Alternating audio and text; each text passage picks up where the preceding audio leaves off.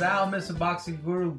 Thank you once again for listening. Like I said, we're going to try to do this on a weekly basis. We've been consistent now for the last, 3-4 weeks, I believe. So let's keep it going. Again, that great music that you guys just heard. Yeah, that great intro. That's from Los Anaya. That's Losanaya. You can listen to them on Spotify, YouTube, iTunes, wherever ever great music is listened to. Guys, man, we had a great weekend. We have fights everywhere. When I mean everywhere, I mean everywhere. You go on ESPN Plus, boom, there's fights. There was local events here, little club fights, boom, there was fights there here in Southern California. There was fights on the zone, boom, there was fights. You went to your local Popeye's Chicken, boom, there was fights. So again, fights everywhere, but let's get to it right away. Let's go and talk about the fight that I was really looking forward to, and that fight was Jamel Herring versus Lamont Roach Jr., and of course, that was on ESPN+. First things first, what an entrance, you know? Jamel comes in, you know, he's the military guy, you know, he gets, you know, the Hummer brings him in, you know, he has a whole squad in there. It's pretty badass, pretty impressive. And big shout out to, I just went blank, I can't remember the manager's name, but he's running things out there for Gabe Flores and Ramirez and whatnot. But again, great way to promote to the local fans. Obviously to the military guys. I mean, that's just awesome. But let's talk about the fight. Jamel Herring actually beat Lamont Roach Jr. Again, both great guys. Two guys that are, in my opinion, are example what fighters should act like. You know, when you see the loudmouth guys like Broner and whatnot that are a bit embarrassing, I think more shine or more light should come about to guys like Jamel, guys like Lamont, man, because they are true professionals. They acted like professionals from beginning to end, and they gave us a great fight. Look, two high-skilled, high-level fight for a championship fight. No make-believe website, weight class, I'm sorry. No added bullshit, just a good, solid fight. I mean, I think as a big hardcore boxing fan, which I think a lot of my listeners are, you know, with the occasional casual boxing fan, which again is great too, because I really appreciate you guys. But I think, you know, we want to see these type of fights. We want to see title eliminator fights. We want to see the challenger actually, you know, fighting, you know, or the champion, I'm sorry, actually fighting a mandatory, and that's exactly what happened. Now, one thing I did want to point out, yes, Jamel beat Lamont, but I think Lamont is a hell of a fighter. He's a real young kid. He's 24. In my opinion, hasn't peaked yet. He went ahead and still, he was a mandatory. He went and fought his fight, and he fought a hell of a fight. I think maybe about two round difference. Again, I thought that Jamel clearly won, but I'm not gonna say that I didn't give any rounds to Lamont on the contrary, especially that big 11th round. Man, that shit was scary. I'm not gonna lie. I kind of freaked out a bit, but again, Jamel weathered the storm. He came back from the 11th round. He got clipped, and he got clipped really nice, and he was able to deal with adversity. You want to see that. You want to add a little spice to these fights, and that's exactly what happened. And again, big shout out to Jamel, his team, Bomac. I mean, you got like JC, my boy JC, working with them. Awesome, man. I keep going. You know, there's so many fights that Jamel could take at this point, and I really hope now that he became a champion, there's ways of still making money but getting the big fights, because I think he deserves them at this point. I mean, if we're really gonna get into detail, I mean, who's out there for Jamel? 130 is stacked. Look, guys could win, guys could lose, and it's that type of division that it'll still be top heavy. Right off the top of my head, I mean, from Top Rank, you got Berchet, which I think that's a unification fight that'll be a lot of money, and that, in my opinion, is easier to make for Top Rank. You know, you get Berchet, you get You get Herring and you make that fight. But chess brute force versus Jamel Herring's strategic fighting style. So I think it's a great fight to make. You got the Loma fight again. That the Loma fight, the winner, from Berchel Herring could fight Lomachenko. Why not?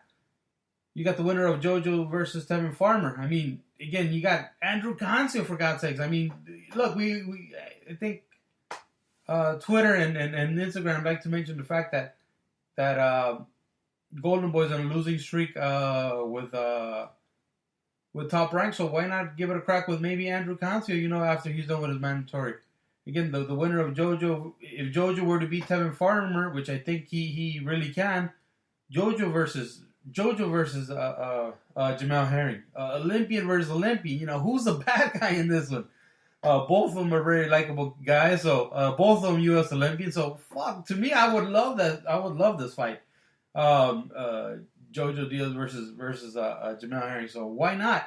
Again, the sky's the limit for these for the 130 division. Again, win or lose, I think these guys are not one guy really differentiates from the next. I think they could all be competitive fights, win, lose, or draw. Not one guy gets eliminated from a bunch. I think they're still all within the same skill level, I guess you could say, to a certain extent. As far as for Tevin Farm, not for Tevin Farm, I'm sorry, for Lamont Roach, look, man, this kid is 24 years old, fighting for a world title. A legitimate earned world title. We'll get into that a little later, but a legitimate earned world title. He came up short. Fuck it. It happens. Records are meant to be broken. You're not supposed to be undefeated your whole life. If you're undefeated, there's certain padding to it. And I get it. Padding has to happen when the first, 10, 15, maybe even 20 fights. But at some point, you have to fight the fights, the biggest fights. And then he came up short, and there's absolutely no shame to that. Because again, Lamont had his moments, and he eventually will get another title shot. And again, like I said, mixing up all those guys that I just mentioned, the Cancios, the Farmers, the JoJos, the Berchels, you could make great fights. So why not? So I hope he continues to climb. Put him in against the top 15. The bottom portion of the top 10 at the 130 pounds, and I think we have fights. We have fights for a very long time. Again, you got guys like JoJo and Cancio that are relatively new to that weight division, and are gonna be there, in my opinion, for a very long time. So why not? I really can't wait. A lot of good fights to make. The only one, of course, that I'm not even mentioning because it seems like they treat everybody like the plague is Gervonta Davis. For some reason, they're the exemption of the rule. They won't fight out of their comfort zone. Golden Boy, and Top Rank are willing to make fights together. Golden Boy is willing to put their greener fighters against Top Rank, hoping and not baiting these fighters. I get it, but that's that. But let's, like I said, we had more fights this weekend from Staples Center in LA on DAZN. The other fight that kind of caught my attention, and we'll get to the YouTubers eventually, because it would be doing a disservice to myself not to even glance at that YouTube fight. Again, we'll talk about it a little later. But first things first, David Haney defended versus a guy, I don't know his name, I think it's Santiago or something. Look, it didn't matter. The guy didn't come to fight. The guy came to move around. He moved around, the full 12 round. These kids, Devin Haney, they need to develop. Just because they go and start some fucking guy does not mean that they're ready for the big names. These are the type of fights, and I'm not going to knock David Haney saying he was boring, blah, blah. No. I think he's a child. He's still very young. Yes, he's making good money. Good for him. Deserves it. But these are still developmental fights that I get that the goal is to become a champion. He is a champion, but is he really? Did he really beat anybody for that belt? No. So we gotta wait. We gotta see what the kid actually has. He has to continue to develop. Again, I don't think he's completely developed, and I'm not saying he's not as great as people are saying. I think he is great, but he has to develop into a legitimate and seasoned pro. Is he one right now? No, absolutely not. So let's continue to move him forward. Do I want him to fight a Loma? No, why? Not right now. Do I want him to fight big fights? Absolutely, but I think guys like Devin Haney, like Ryan Garcia, these guys are still children and should be developed properly. Now, when they start asking for ridiculous shit and ridiculous money, then I say, fuck it, throw them out there to the wolves. But right now, chill, take your time. You guys will make your good money, and let the big fights come when they come. It's you guys take care of your own career. Don't expect to be rushed into anything. You guys are babies still. As far as where does Haney go? Again, developmental fights. They don't have to fight the top 15. No. Just fights that'll work on this guy's skills, whether he needs to fight more movers. Obviously, he's very well around rugged fighters, that are going to try to rough him up because he's good at catching those openings and whatnot. But yeah, more movers, fighters that are going to, give him different angles that the champions will. So, again, I'm not mad. I don't consider Devin Haney a champion. Yes, he has a belt, but again, it's a fucking WBC belt that was gifted to him. So, let's fucking relax with that shit. In that same card, Billy Joe Saunders fought. Again, do we really care, though? and that's a beautiful thing. Again, I think about the folks that listen to me. I think we care about... Yes, we care about certain fighters, but we don't necessarily... I think, for the most part, people that listen to me care about the fights, not about a fighter. I think most people are emotionally detached at this point from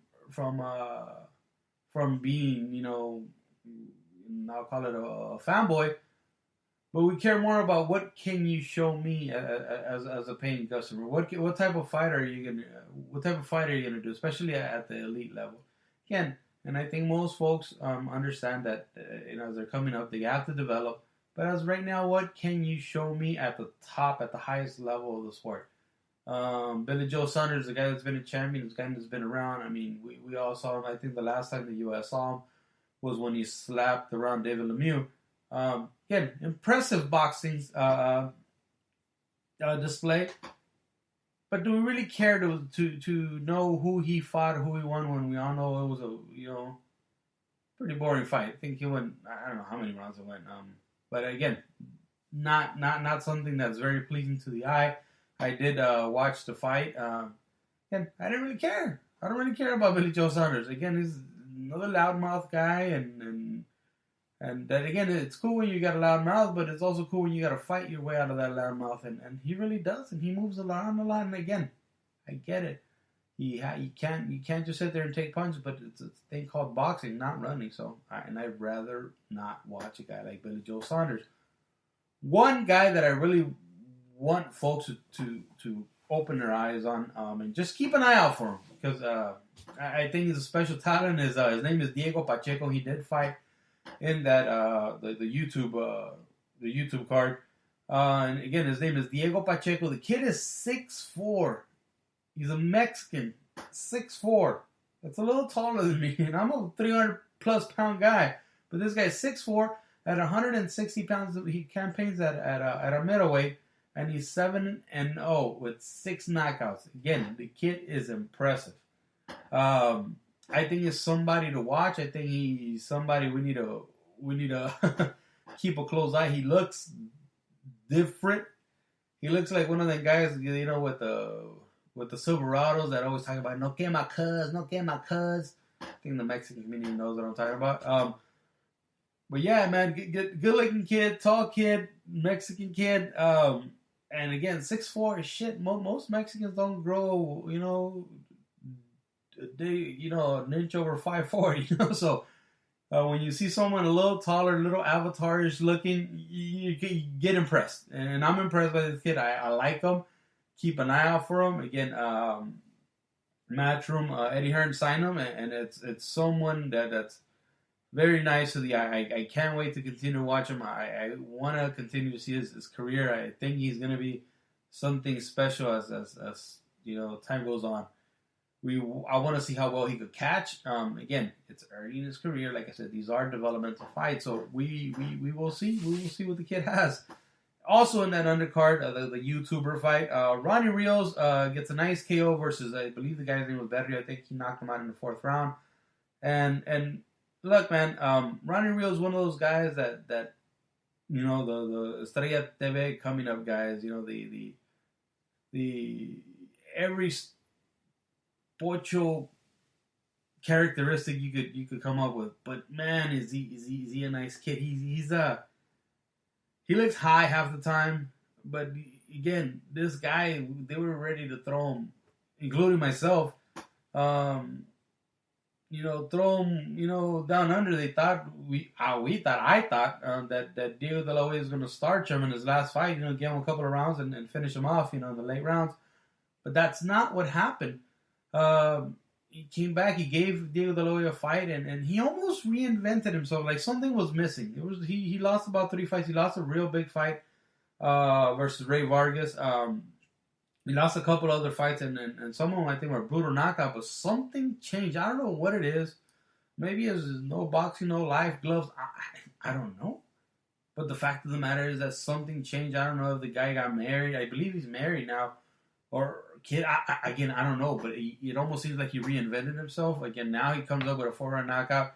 Again, the opponent was a little iffy, but still, nonetheless, you cannot take that away from him. He looked good. He earned another payday, and he lives to fight another day.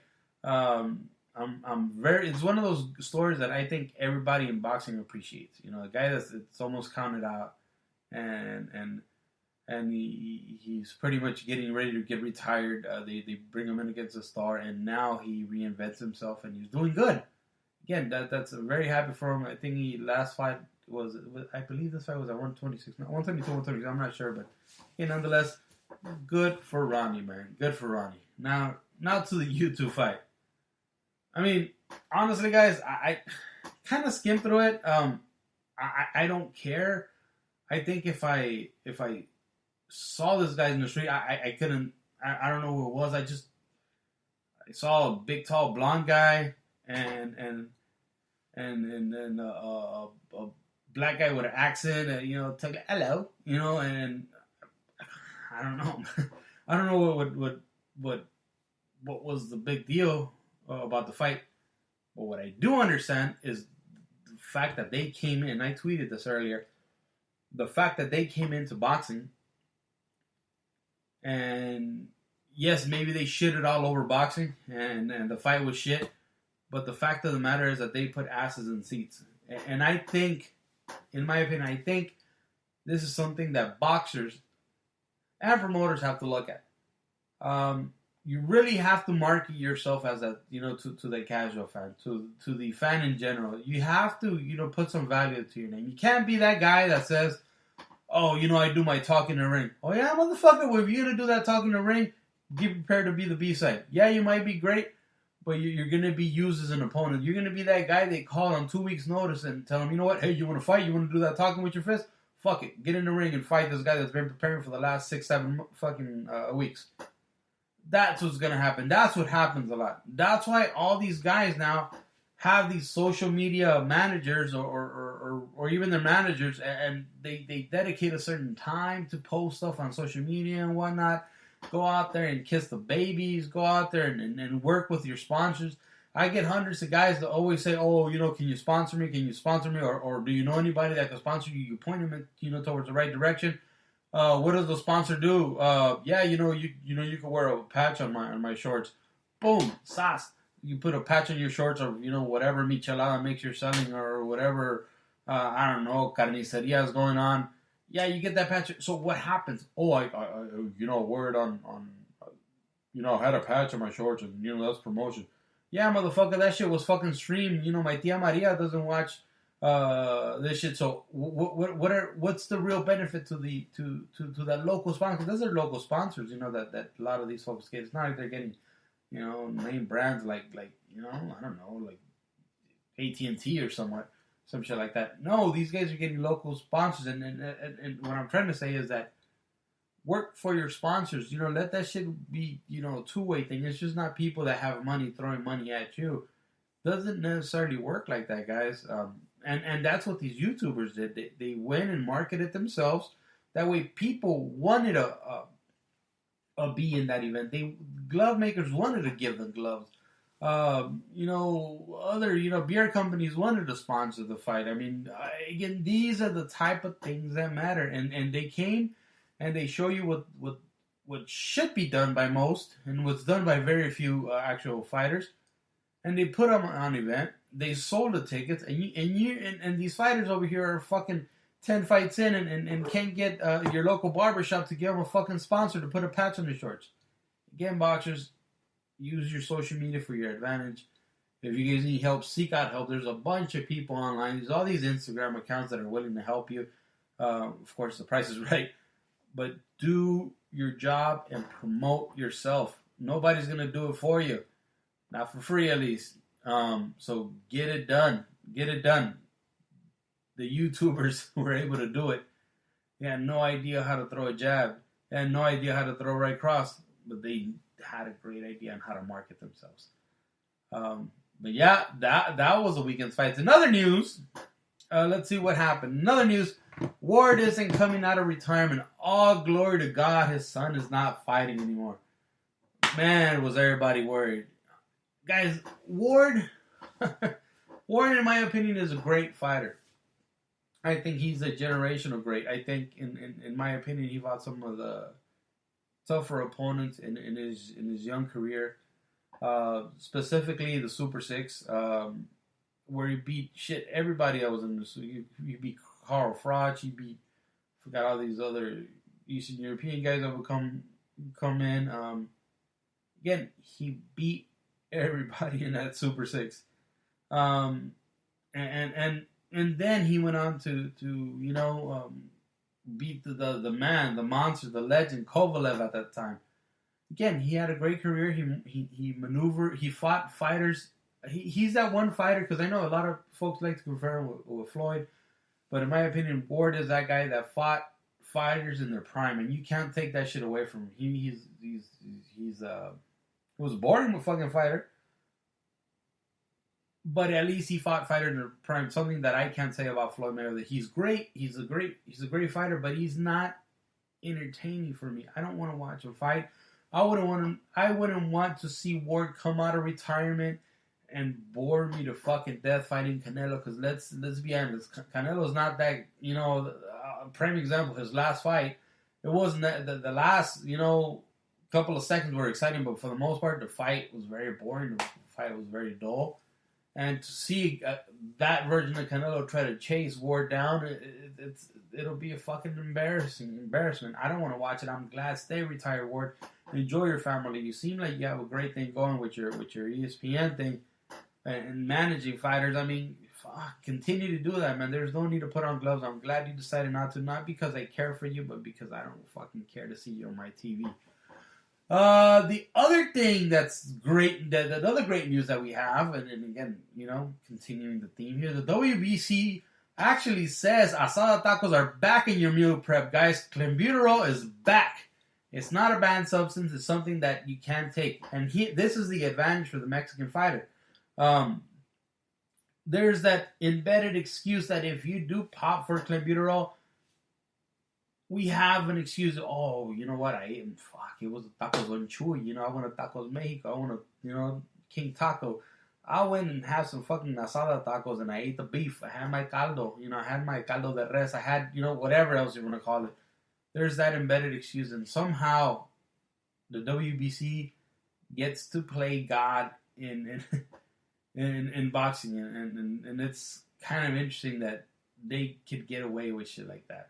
I saw them flaunting a belt. It wasn't a championship belt, but it was a reward belt or some shit like that. They call it for the YouTubers, and fuck, they're just despicable people, man. They're just like that. I don't know, man. I don't even know what to call the WBC anymore. But that's them.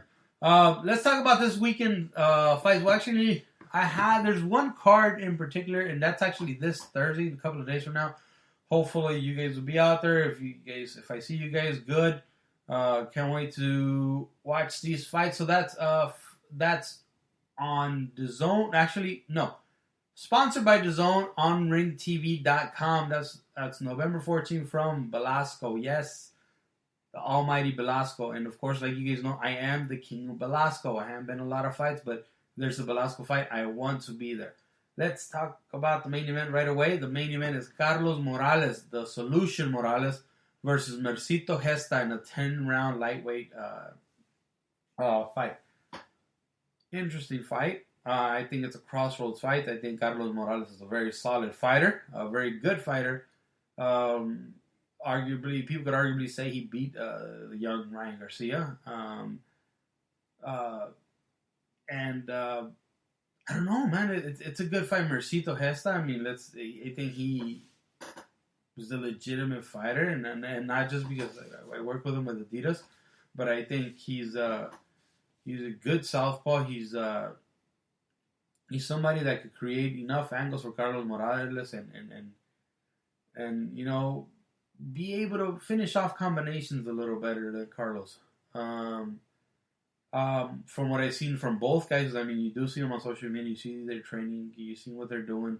They both look great. I don't think whoever wins, loses, or draws, I mean, you can't give out an excuse, oh, this guy was hurt. I personally haven't heard anything like that. So it looks like we're up for a good fight.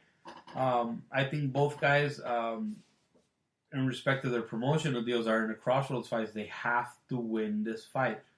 We have to have a clear winner. That way they can continue on to better things. We've seen Carlos, if I'm not mistaken, challenge for a belt already, if I'm not mistaken. Mercito Gesta, again, same thing. He did challenge Jorge Linares. He came out just a bit short.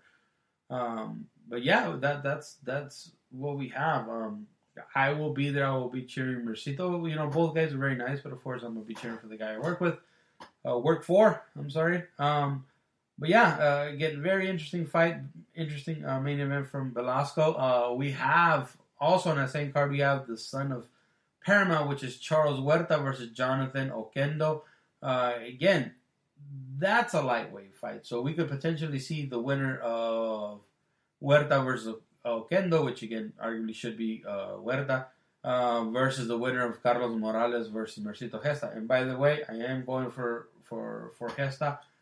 I'm really hoping Gesta has the ability to stop Morales. Morales is a tough guy, but I think he can be stopped. If you guys remember, Charles Huerta almost, I think most people thought that Charles Huerta had beaten Carlos Morales when Charles Huerta was getting out of retirement and came back for his second run. So good for him. As far as the rest of the undercard, looks like they got a couple of new guys. They got Travel Zion versus Diego Cruz. Again, that's a 10-round fight. Again, that's a junior middleweight fight. There's some big boys there.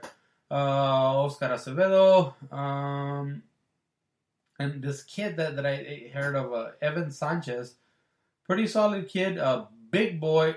Again, he's making a pro debut.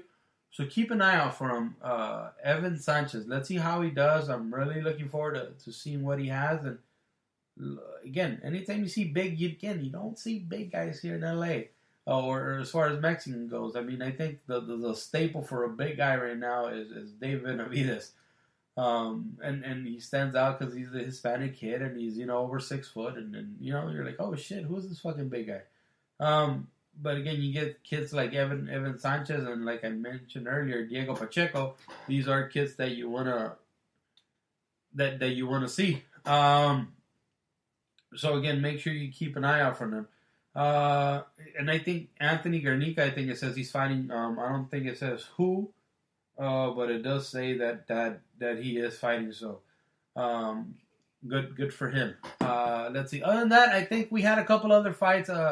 It's fights from Showtime. I think Showtime has a card too, so keep an eye out for that.